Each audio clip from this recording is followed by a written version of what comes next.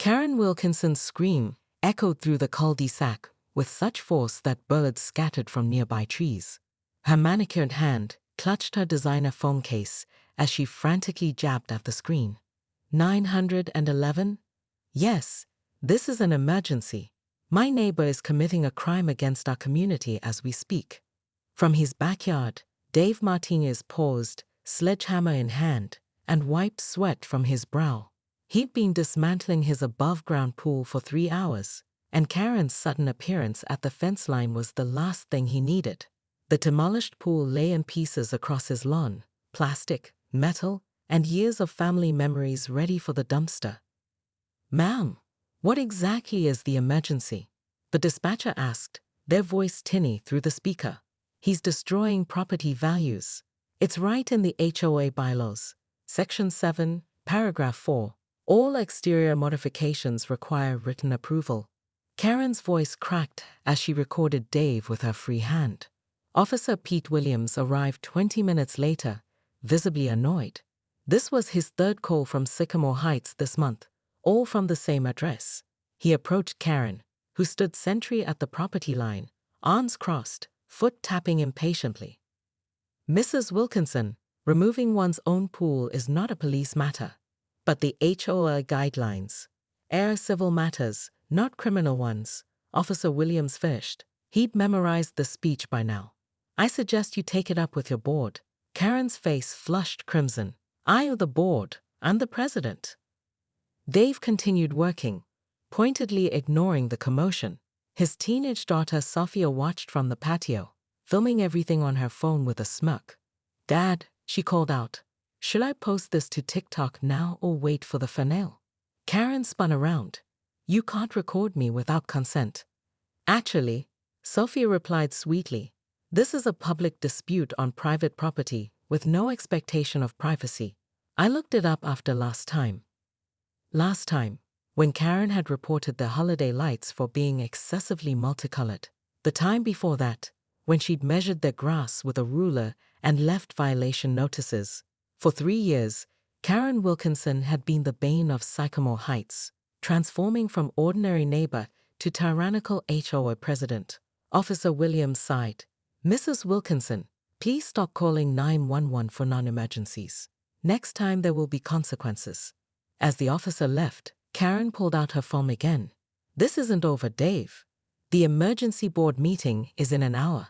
We'll see who has the last laugh." What no one knew, not Dave, not Officer Williams, and certainly not Karen, was that today's confrontation would set in motion a chain of events that would change Sycamore Heights forever. Later that evening, as Karen presided over the emergency meeting in her living room, 5 board members shifted uncomfortably on her plastic-covered furniture. "We need to make an example of the Martinez family," Karen declared, pacing the room. "If we let this slide, everyone will think they can just do whatever they want with their property." Ted Johnson, the vice president, cleared his throat. "Karen, they removed a pool, their own pool, without approval forms. In triplicate." Her voice rose shrilly. Margaret Wu, treasurer for 5 years, checked her watch. "I'm not sure this constitutes an emergency meeting." Karen stopped pacing, her eyes narrowed. "Are you questioning my judgment, Margaret?" "No, because I can easily review your fence paint color. It looks a shade off from demure beige to me, more like rebellious tan." Margaret fell silent. No one noticed Karen's husband Robert quietly slipping out the back door, phone in hand, the meeting's recording continuing. No one noticed his determined expression as he walked down the street, straight toward the Martinez household. And absolutely no one could have predicted what he was about to do. And on a warm Saturday afternoon, a car with out-of-state plates pulled into the Wilkinson driveway.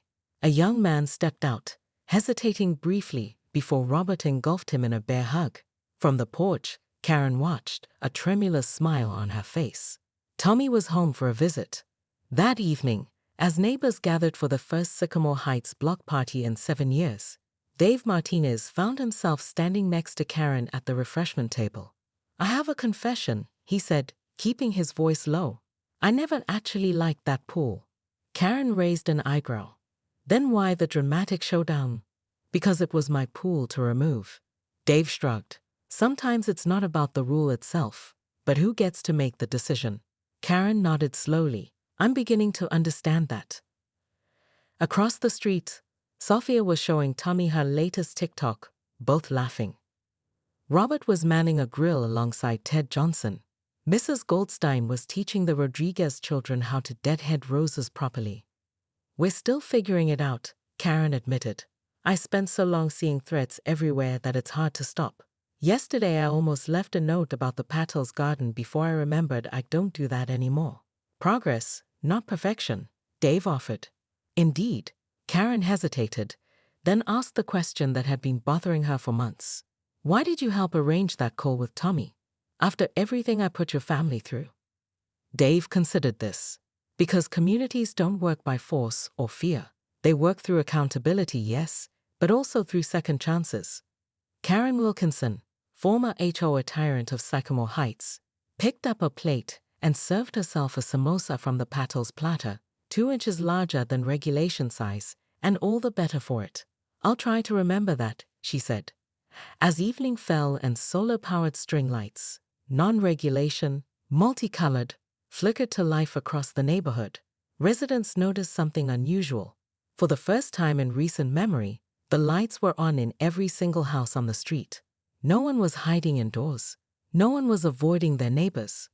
And if someone had been watching very carefully, they might have noticed Karen Wilkinson slip a small envelope into the Martinez family's mailbox. Not a violation notice, but an invitation. Inside was a check covering the cost of pool demolition, and a note that simply read, "Thank you for removing more than just a pool." Some said later that you could still catch a glimpse of the old Karen occasionally, in the way she meticulously organized the community recycling program, or how she could quote city ordinances from memory during council meetings. But these traits, once weaponized, had been redirected toward building rather than controlling. The story of the pool, the 911 call, and what came after became neighborhood legend, shared at welcome parties for new residents as both a warning and a promise. Sycamore Heights had learned the hard way that the true measure of a community wasn't in its conformity, but in its capacity for transformation. Even Karen's Saturday morning dawned bright and clear, as if the universe itself had scheduled perfect weather for Karen's downfall.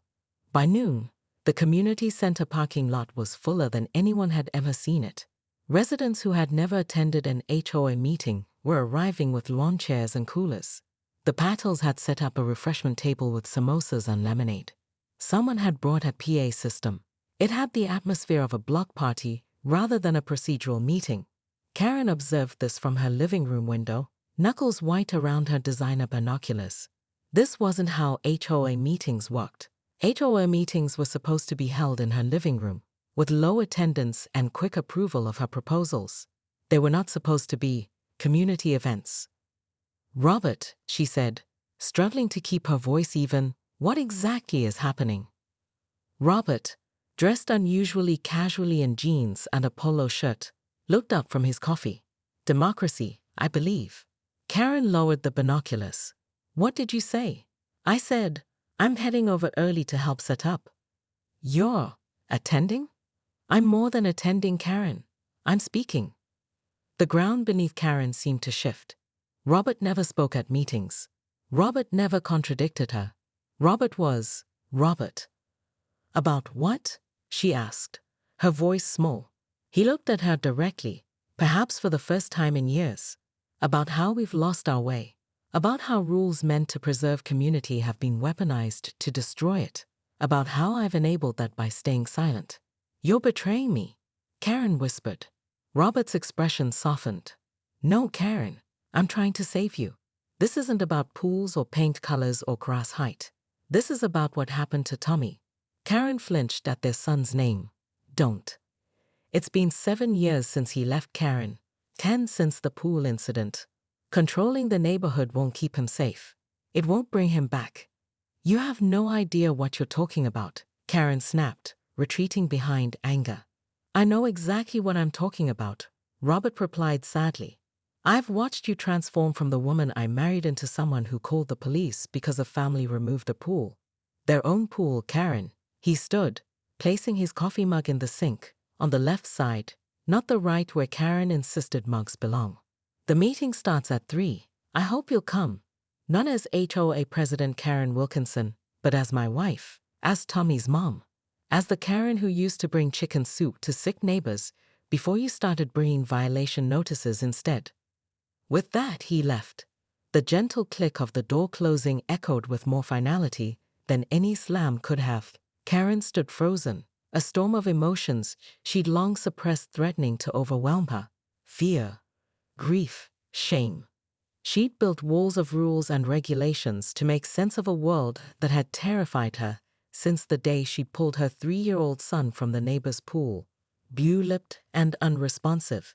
He'd survived, but the terror never left her. At 2:45 p.m., Karen made her decision. She grabbed her leather binder, her armor, and marched toward the community center. The crowd parted as she entered, conversations dying like ripples moving outward from her presence. On a makeshift stage, Dave Martinez stood with Robert and Margaret, reviewing notes. Sophia operated a laptop connected to a projector. What is the meaning of this unauthorized gathering? Karen demanded, her voice carrying in the sudden silence. Dave stepped forward. According to the original HOA charter, which we've displayed here, any member can call a general meeting with 24 hours notice and 15 supporting signatures. We have 73, Margaret added, indicating a clipboard. This is procedurally correct, interrupted Mrs. Goldstein. I've reviewed the documentation myself. Karen looked around wildly searching for allies and finding none. Even Ted Johnson averted his eyes. Fine, she said tightly. Then as president, I'll chair this meeting. Actually, Robert said gently, your term expired 6 months ago, according to the mandatory rotation clause you yourself added in 2020. The meeting proceeded despite Karen's objections. Financial records were projected on screen. Testimonials were shared. Robert spoke, his quiet words carrying more weight than Karen's ever had. As evidence of her mismanagement mounted, Karen felt something cracking inside her, the brittle shell she constructed. When Sophia Martinez displayed a montage of Karen's confrontations, captured on doorbell cameras and phones, including the 911 call, humiliation burned through her. Then came the moment she hadn't anticipated. Dave Martinez approached her with the microphone. Karen, would you like to respond? All eyes turned to her. This was it, her chance to defend herself, to reassert control, to explain why they needed her protection from a dangerous world. Instead, to everyone's shock including her own, Karen Wilkinson began to cry. The silence that followed Karen's breakdown was profound. No one in Sycamore Heights had ever seen their formidable HOA president vulnerable. For 7 years, she had been the neighborhood boogeyman, a clipboard-wielding force of nature impervious to appeals for leniency or common sense. Yet here she stood, mascara tracking down her cheeks, the fearsome leather binder slipping from her fingers to thud against the community center floor. Robert moved first, crossing to his wife's side. I think, he said quietly into the microphone Dave still held, we could use a short recess. As Robert led Karen to a private room off the main hall, the crowd erupted in confused murmurs. No one quite knew what to make of this development. They had come prepared for confrontation, for justice, perhaps even for retribution, but not for compassion. Inside the small office, Karen sank into a chair, her carefully constructed world in shambles around her. They hate me, she whispered. Robert didn't contradict her. They have reason to be frustrated. I was only trying to keep things safe, orderly. I know. Robert took her hand. But somewhere along the way, rules became more important than people. Karen's defenses, weakened by public exposure, finally crumbled completely. I see Tommy every time I close my eyes, she confessed, blue-lipped, not breathing. Every single night for 10 years. I know that too, Robert said, but punishing the neighborhood hasn't healed either of us. And Tommy, our very much alive adult son who refuses to visit, it's driven him away too. A knock at the door interrupted them. Dave Martinez entered cautiously, followed by Margaret Wu. Karen stiffened, expecting accusation. "We'd like to propose a solution," Dave said, his tone neutral. "If you're willing to hear it." 30 minutes later, they returned to the main hall. The crowd quieted as Karen approached the microphone. Visibly composed but fundamentally changed. "For 7 years," she began, her voice wavering slightly, "I've served as your HOA president. Today, I'm stepping down." Murmurs rippled through the audience. "The board has proposed, and I've accepted, a restructuring of our Homeowners Association.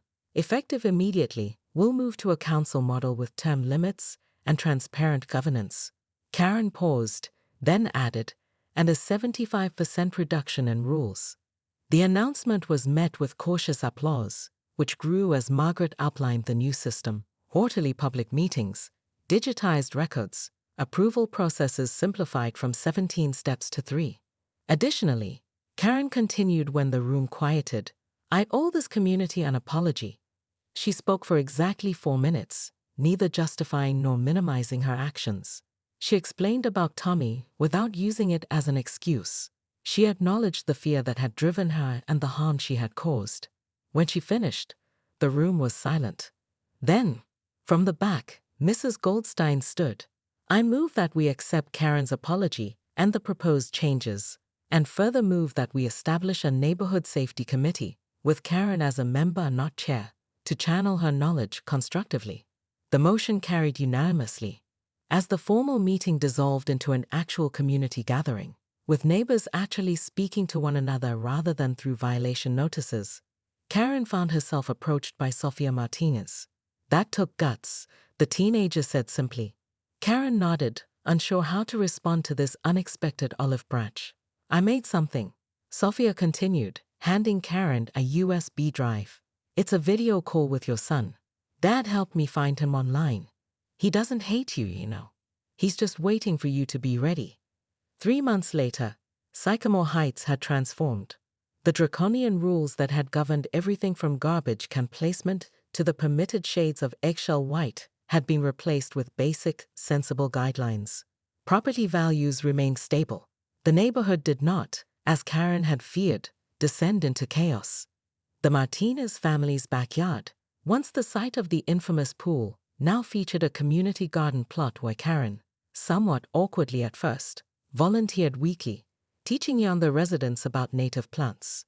Officer Williams hadn't received a non-emergency call from the neighborhood in 12 weeks. By Friday afternoon, Karen sensed something was amiss in Sycamore Heights.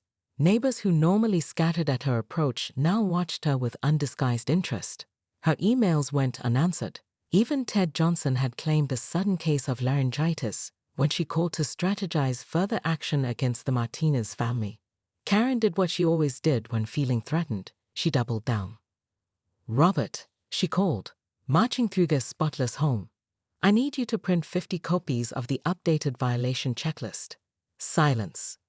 "Robert." She checked his home office, the garage, even the immaculate garden she rarely allowed him to enjoy. A note sat on the kitchen counter. "At Ted's watching the game. Don't wait up." Karen frowned. Robert never watched games. Robert never socialized without her orchestrating it. Robert never left notes. Something was definitely wrong. Determined to regain control, Karen grabbed her hallway emergency kit, a leather binder containing every bylaw, amendment, and neighborhood violation, photographically documented since 2019. She'd patrolled the neighborhood herself. Mrs. Goldstein was pruning roses as Karen approached. "Your bushes exceed the 36-inch height restriction," Karen announced without greeting. Mrs. Goldstein, a retired judge, straightened slowly. "Actually, Karen, they don't. I can clearly see. I've measured with a calibrated tool," Mrs. Goldstein interrupted, producing a professional-grade measuring tape. 35 3/4 inches. Within compliance. "Well," Karen stuttered, "the blooms add additional height. The bylaws specify structural height, not organic growth patterns," Mrs. Goldstein replied mildly. "Unless you'd like me to perform what would essentially be a crew cut on award-winning heritage roses, I suggest you move along." Karen retreated, Unnerved, Mrs. Goldstein had never pushed back before. The pattern repeated house after house. The Johansons had documentation for their satellite dish. The Patels presented Botanical Society certification for their vegetable garden as decorative edible landscaping. Even the Rodriguez children, washing their father's car, politely informed Karen they were using exactly 4.5 gallons of water, well under conservation guidelines, ma'am. Everyone was suddenly an expert on HOA regulations. Her regulations. Disoriented, Karen returned home to find her sanctuary compromised as well. A thick manila envelope sat on her porch, bearing the official stamp of the county clerk. Inside was a notice for a formal audit of the Sycamore Heights HOA finances, spurred by resident petition. The walls were closing in. That night, Karen couldn't sleep.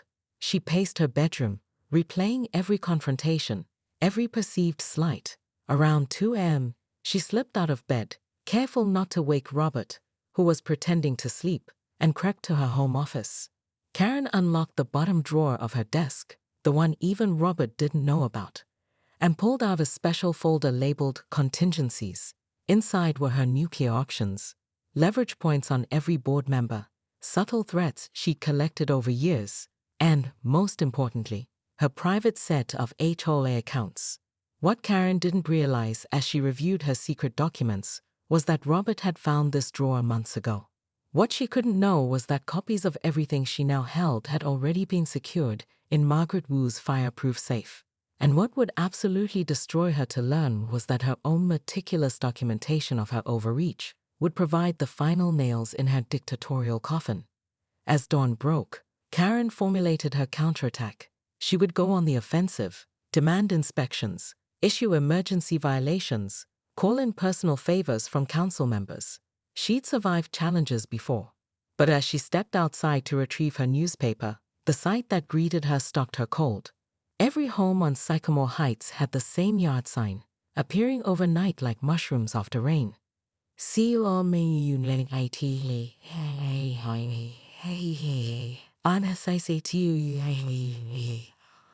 At the rear of her house was a news van from the local station.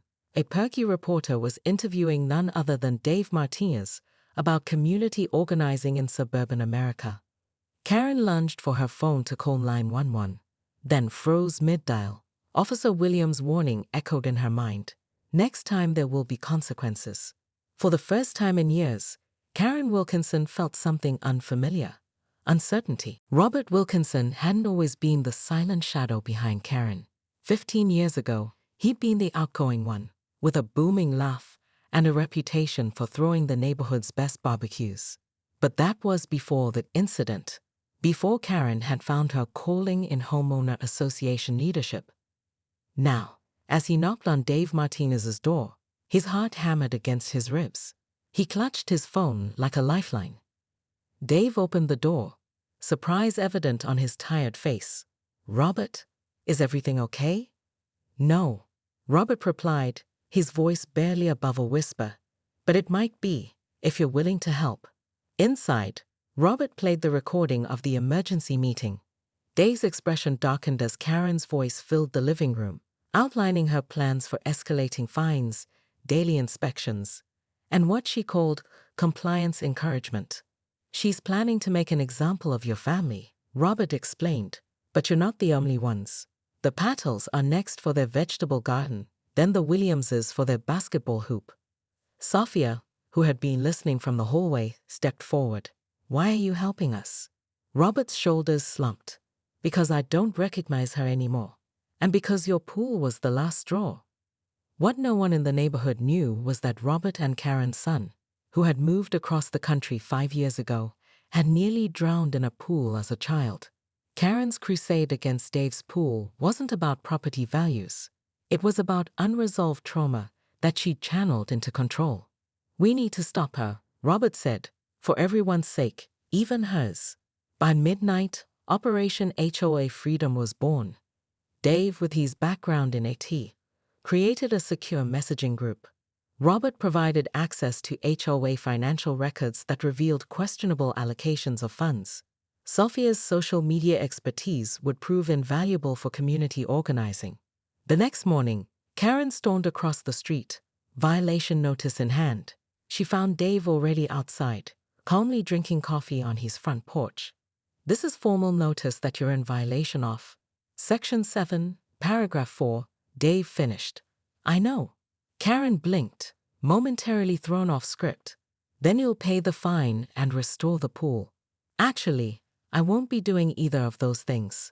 Excuse me. Dave smiled pleasantly. I've reviewed the bylaws. They state that modifications require approval, but they don't specifically address removals. It's an interesting semantic loophole. Karen's eye twitched. That's not. You can't. Also, Dave continued, I filed a request for all financial records for the past 5 years under state transparency laws. Just curious about where our dues are going. The color drained from Karen's face. You have no right. Actually, he does, said Margaret Wu, appearing behind Karen. And as treasurer, I'm obligated to comply. Karen spun around. Margaret, what are you doing here? I came to give Dave my own copy of the records, Margaret replied coolly. To save time. Karen looked between them, sudden understanding dawning. This is mutiny. We prefer to call it democracy, Dave said. See, while you were planning your next attack, we were reading the actual HOA charter. Elections are overdue by 6 months. Karen's world was beginning to crumble. What she didn't know was that Robert had left the house early that morning with a box of documents. What she couldn't see was the growing number of neighbors gathering in Margaret's living room. And what she couldn't possibly imagine was what would happen at 3 p.m. that Saturday at the community center, an event that would come to be known in Sycamore Heights law as the Reckoning. As Karen stormed home to regroup, she missed the knowing glances exchanged behind her back. She missed Sophia's thumbs up from the upstairs window. And she definitely missed Officer Williams' patrol car pulling up to the Martinez' house, not for an arrest, but to sign the petition Robert was circulating. The resistance had begun.